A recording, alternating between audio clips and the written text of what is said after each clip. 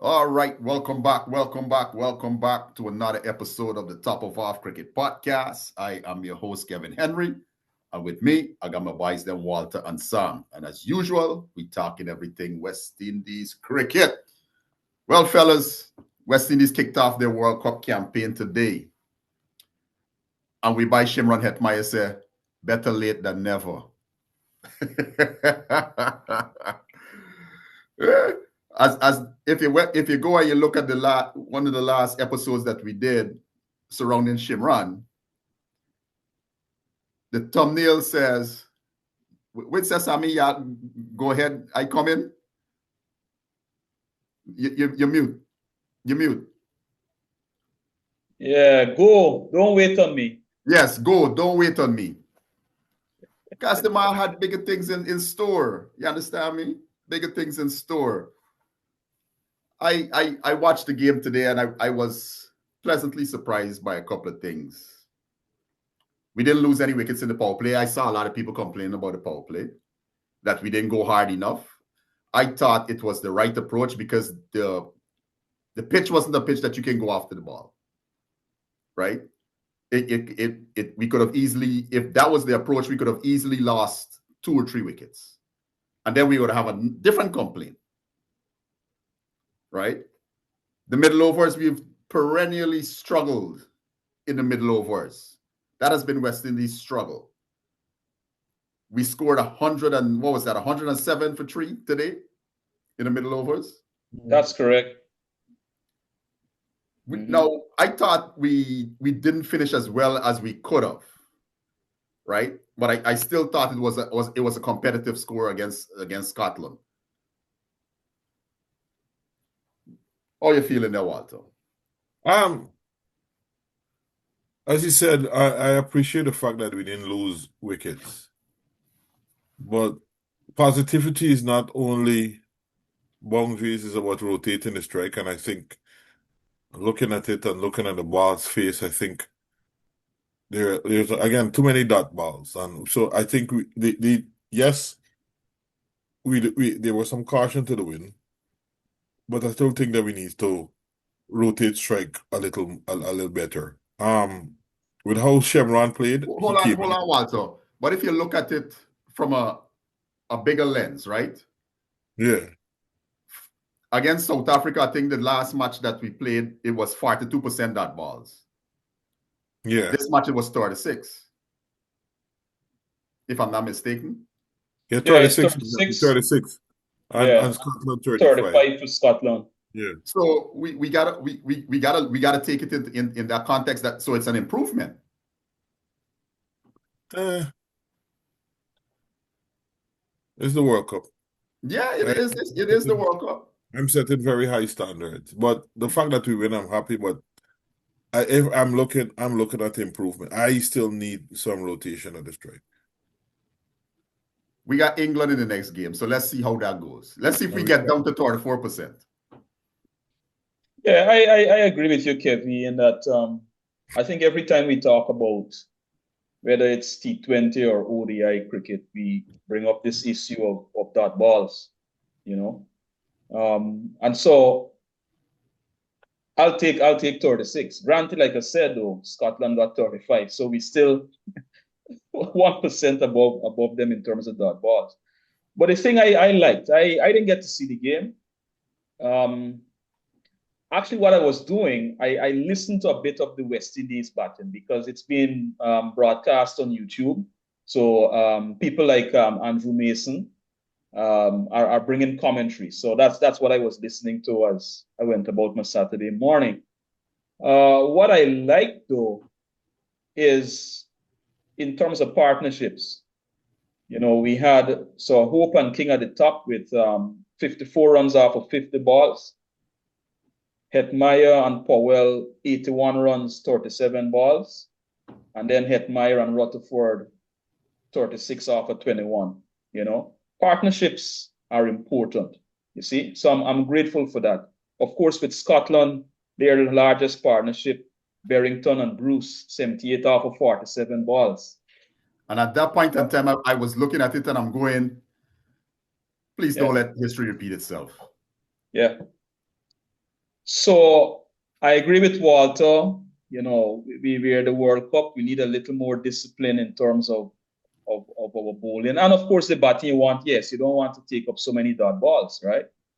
But the bowling, as we said, coming in, the bowling is something to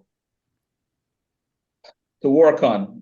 The sentiments, and you guys can comment on this, is that ideally West Indies should bat second. I don't know. I know KV, your thing is runs on the board, but with this bowling, I don't know. The composition of the squad dictates that we should bat second. Yeah. Given the strength or lack thereof of our bowling attack, right? It's a bowling attack on its day, can do its thing. Yeah. But the consistency is not there. But I want to still take a little bit of look at Hetmyer's innings today and what it gave West Indies. I thought it gave us impetus. Because when he came in 54 without 54 for one, that was made off of 50 balls, and immediately he set about his work. I mean, there was a couple of foul shots that he survived, and I was happy he did, because then everybody would have said, "Oh, look again." But that knock of 60 yard from 36 balls, 64 from 36 balls, I thought it was a brilliant knock. It actually turned out to be the fastest 50 for a West Indian in World Cup, just eclipsing Chris Gayle, 50 off of 22 balls. Kevin, you know what's great about this innings? And going back to the point that I'm talking about, I just made 16 singles.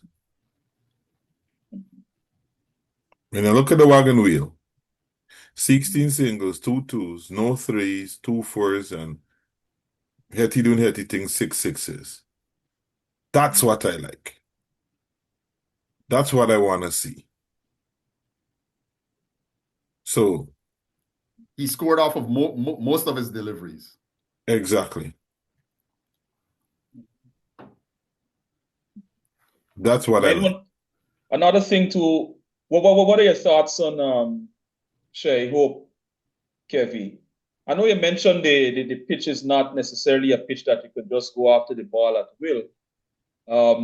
But of all our batters, well, save for I think was what 4 down to the end. Hope wasn't going fast enough. He was going under 100 strike rate.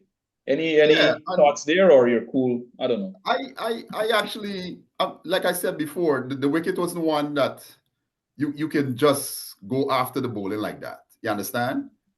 It just didn't. It's not a true pitch, right? Mm-hmm. So had he spent a longer time there, he would have made runs. That's how he bats, right? But I look at the 19 as a vital contribution. That's in the context of the match, is a vital contribution.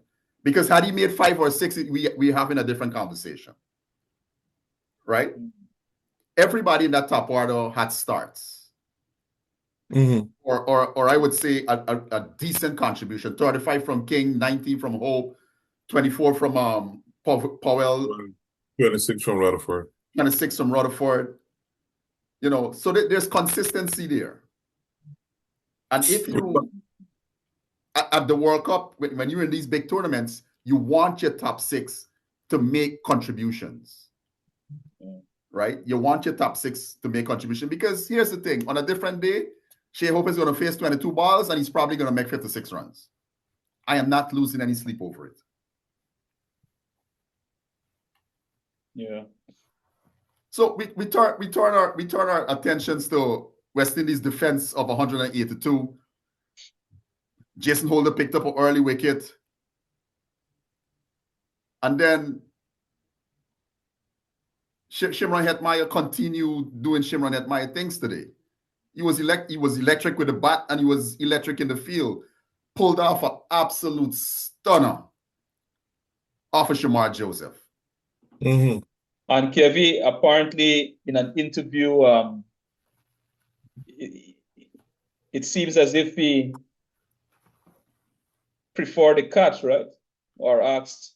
Well, no. He mentioned that he's been doing some work on his fielding. No, And I think that's Arthur asked him which he prefer, the catch or the innings, and he said the catch. Yeah, the he said the catch. catch. Yeah, he said the Yeah. catch. And he said,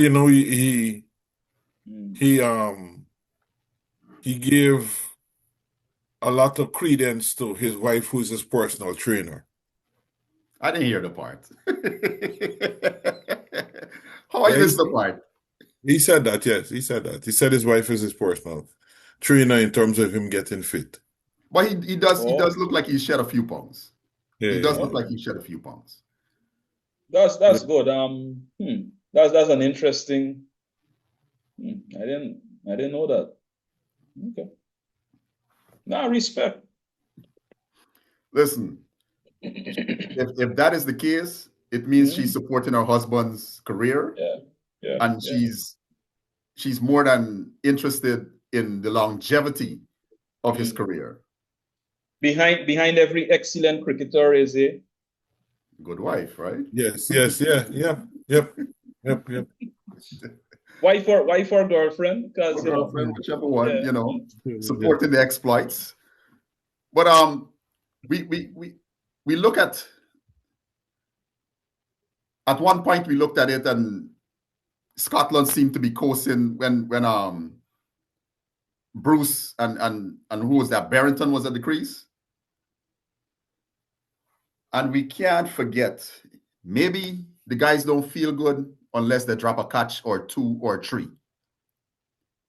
You're muted, Walter. Or miss a run out, because I don't know what shape. You know what I say? I was watching. I say, he had a lot on his mind. He missed. He saw the runner that he missed. I probably missed it. So I think his third man or one of those places, and he, instead of he missed the stumps. Like the stumps was behind him. Oh, so he wasn't. I think there's a lot on his mind. So it's a matter of maybe it's a little bit of lapse in concentration, because that's the new thing now.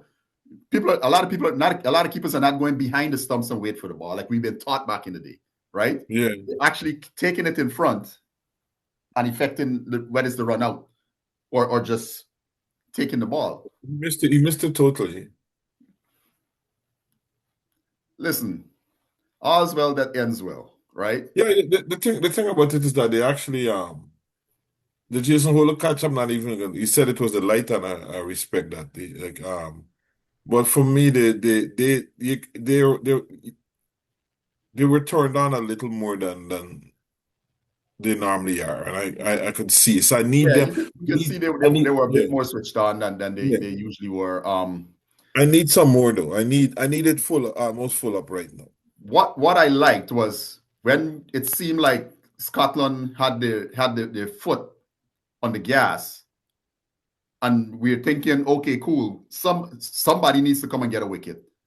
And Shai Hope was able to turn to Jason Nolan and say, look, we need a wicket right now. And immediately it produced. By the way, we must congratulate Jason Nolan getting his 100, yeah. Yeah. But I got something to say. By the way, I just plugged this.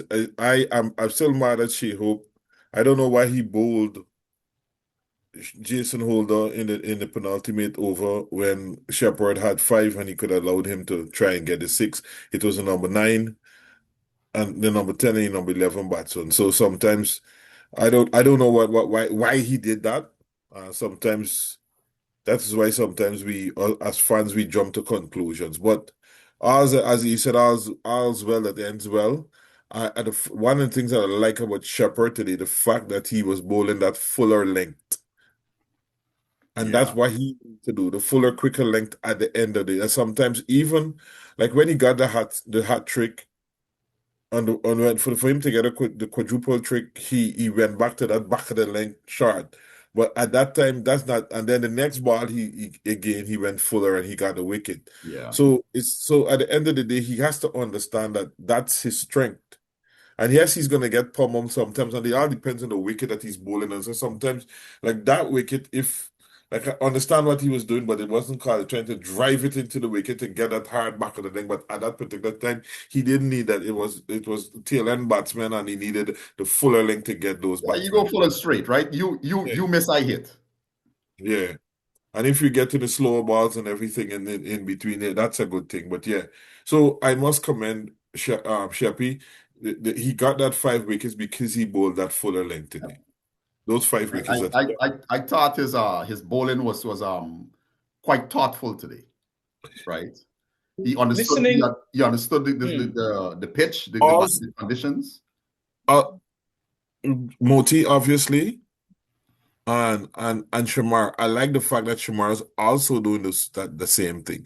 At the end of the day, you could ramp me or whatever, or I don't care. Like you're still running a risk of me, and Yeah, you're not ramping Shamar. 125 miles an hour Yeah, you're or not ramping kilometers an Shamar. hour. Yeah, not 145, 140 miles per hour consistently. I don't care if you're Sky, Yeah, whoever, you're gonna get bowled down or you're yeah. gonna get a top hit soon. Because it's So fraught with danger. yeah. So at the end of the day, what Shepherd and them, you guys have played enough cricket. They've played enough cricket. Jason Holden, they have all played enough cricket, and let them come after you. If they come after you and they hit you, well, So let it good be. deal, fella. Good one deal. of the, one of the things I heard, like I said, I was listening second innings, yes, is that Holder was bowling more towards middle stump thereabouts. So not to give the batter enough room to play offside. That's what one of the things I was Yeah. hearing. And I think one or a couple probably went down leg, but it wasn't too wide to be called a wide or something. I don't know, but He was what, trying to what take was their your hands understanding? out of it, right? Right. He was trying to remove leverage. Makes sense. Mm. I Yeah. So want us to be switched on for England, though. they have to be, right? Because that is a crucial match in this group. I think it'll determine where we finish. And I'm serious, Do you Kevin. do you do you, do you make any changes to the side? And by the way, are you comfortable with the side? Did Sammy get it right this time? I don't hear anybody complaining. I think we're good. A couple of things, right? Couple of things. Once the game was finished, the celebration of Shepherd's 5-4, Hetmyer's brilliant knock, and all this, West Indies bowl well for the most part. Folks said, oh, it was just Scotland. I want people to understand one thing, right? This is a very, very competitive Scotland side. These men are, while they're associate members, they're trying to make a statement, they're trying to make a point. And they didn't play too badly today, right? They did not play too badly today. This was the same team that beat West Indies 4 years ago in Australia, right? That virtually knocked West Indies out of that T20 World Cup. So we get down to the way. When I looked at the lineup today and I didn't see Roston Chase, I didn't feel any way. Nothing against Chase. I think when he plays, he throws the balance of the team off, right? He throws the balance of the team off. That's what I think happens when he plays. When I looked and I saw, okay, we have an out-and-out pace in Shamar. We got Akil, we got Moti. Both of them are bowling. Well, Akil is not bowling as well as he has in the past, but Moti's bowling relatively well. You don't necessarily need a third pacer, and the last thing you need is to throw off the balance to the side. Because in that top order, who would you have dropped to play Roston Chase? Nobody. So I thought Sammy got it right, and I think this is the lineup that needs to show up against England. You play your best 11. Yeah. So we got to give the man some praise. We give him flack when definitely. But I think generally people would be fine with it. Well done. I mean, But well done. moving on to another concern before we wrap up.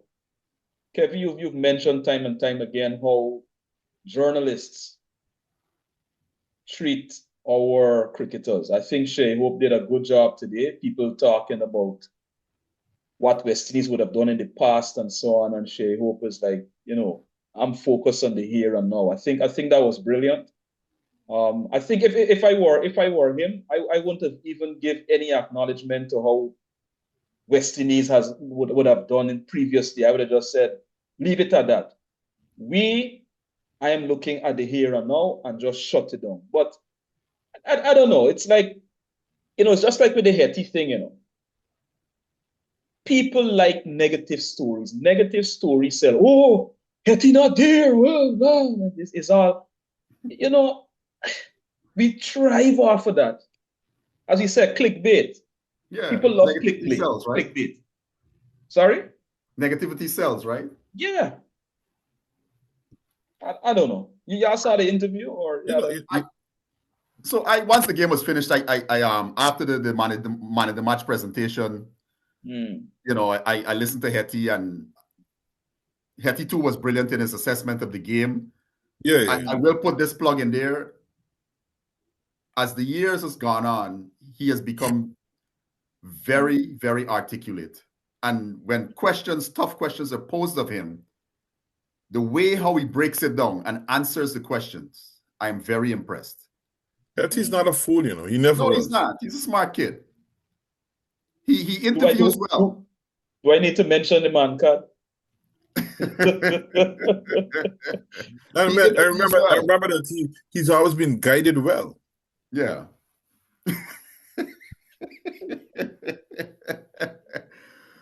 Mentored and guided,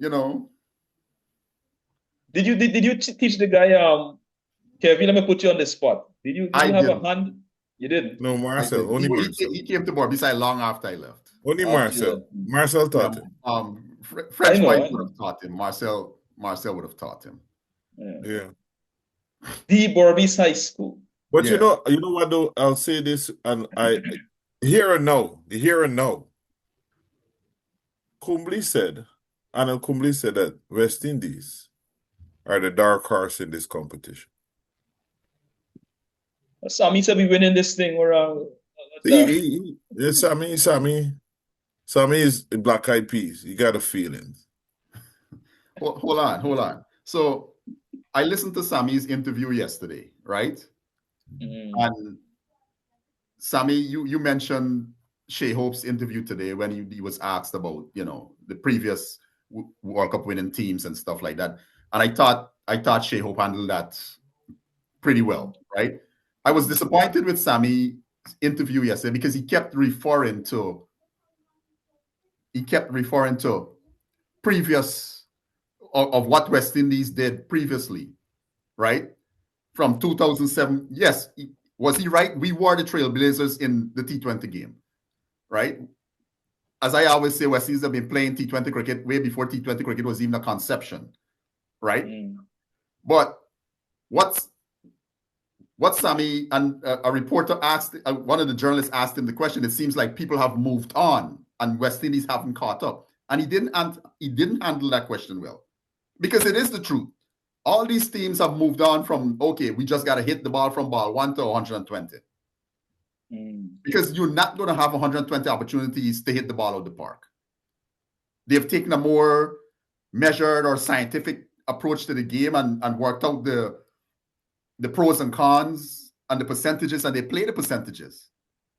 West Indies don't play the percentages well, right? We do that every now and then. So I was kind of disappointed with Sammy's assessment. When all the teams realize that, okay, bowlers are much better. They've adapted to what the game is, and they know that they have to restrict scoring. Teams was like, okay, cool. When things get tough, we work the ball around. West Indies have never adapted to that.